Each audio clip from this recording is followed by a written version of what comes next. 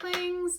So a few weeks ago, someone suggested that I show off the Labyrinth stuff I've amassed. And then I got to thinking, I'm like, I really do have too much stuff, and I might as well show it off a little bit. I have made some of it, most of it's clothing, but even so, everybody has their favorite movie, and sometimes that includes getting stuff about their favorite movie. So the more obvious pile would be over here, which is the DVD. I do not have the fancy schmancy Blu-ray because I don't have a Blu-ray player, because I have a very old TV that can't play Blu-ray players. But this is the DVD that started it all. I saw the movie for the first time when I was 15. I had never heard of it before, and I only got it because my dad grabbed it when we were at Blockbuster, thinking I wanted to see it when I was really looking for Pan's Labyrinth, and didn't think about it a whole lot in high school, and then by the time I got to college, it was suddenly my obsessive fixation.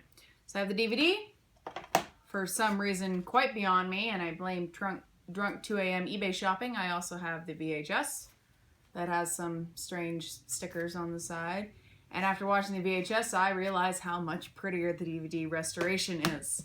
Over here, I have this book. This is actually the Labyrinth novelization, but the cover fell off. So this is the original printing. This is the novelization that came out the same year as the movie. They didn't print that many of them, and I spent a stupid amount of money on a very beat up tiny book that I was only able to afford courtesy of gift certificates. But because the cover fell off, I gave it a new one out of cardstock, so that it looks kind of like Sarah's book in the film. However, if you want to have the novelization, the whole thing is a free PDF online, or there's this one that also has a bunch of Jim Henson's notes at the back, which is a very nice addition, and I got it when it first came out.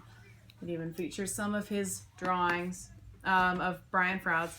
Then this was a Christmas present last year, which is the Ultimate Visual History. This was for the 30th anniversary of the film. This pretty much tells the complete story of the production of the film, from its humble beginnings as a talk in the backseat of a limo in 1982 at the Dark Crystal premiere, to its making of and everything afterwards, including but not limited to the comics and everything. So this is a very, very cool book, and it's really informative.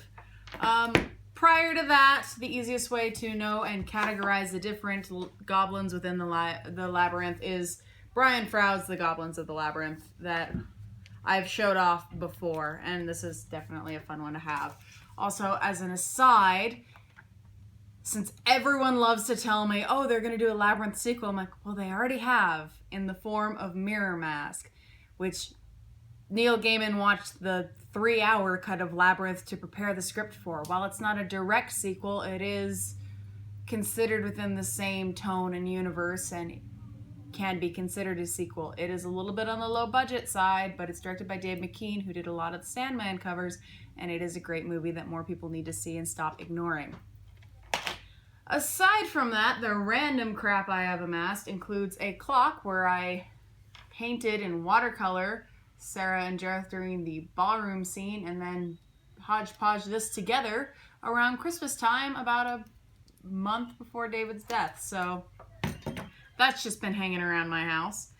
I've already showcased my little Goblin King doll. I have had many people ask about this necklace that I made out of polymer clay. It is actually not that great. Jareth's necklace actually curves significantly more on the bottom, but it was an interesting experiment from close to 4 years ago, I think, and I braided and braided and braided this chain. It ended up being too short, so I added more chain to it, but it's just white polymer clay that I painted with gold and silver acrylic paint until it mimicked his necklace. I'm considering remaking the necklace, and if I have the stamina to do so, I might make a few more, even though there are significantly better replicas of the necklace available online. You just have to search for them. This little tiny dinky thing is a Labyrinth charm bracelet that I love but don't get to wear too often because it's very dangly and very much in the way. I cannot guarantee how visible any of this is, But there's clocks, there's teddy bears and fairies and peaches and trees and lipsticks and vanities and owls, and it's very cute. Okay, aside from that, I have lots of clothes. So this is a pair of leggings that I found through some random link on Facebook that kept shoving in my face for too long until I caved and bought them and waited a month for them to arrive, and then was pleasantly surprised at the fact that they're actually long enough because I'm always too tall for leggings.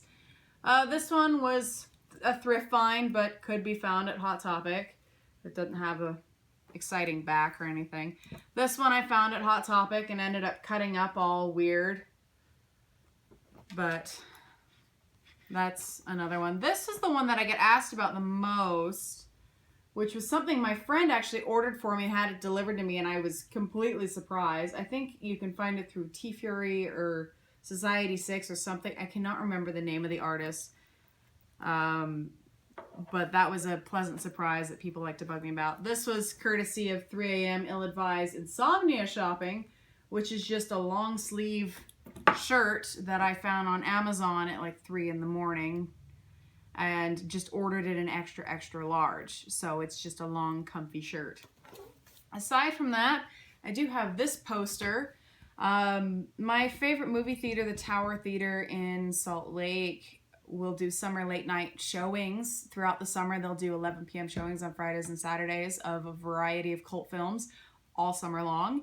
And last year, or maybe it was the year before, my brain is blended together, they did do a showing of Labyrinth, and they had special limited run prints from a local artist for some of the posters for the films. I also have posters for Legend and Shaun of the Dead from this company too, but I really like this Labyrinth one. It's got a little bit of a holographic look to it, and it was well worth it.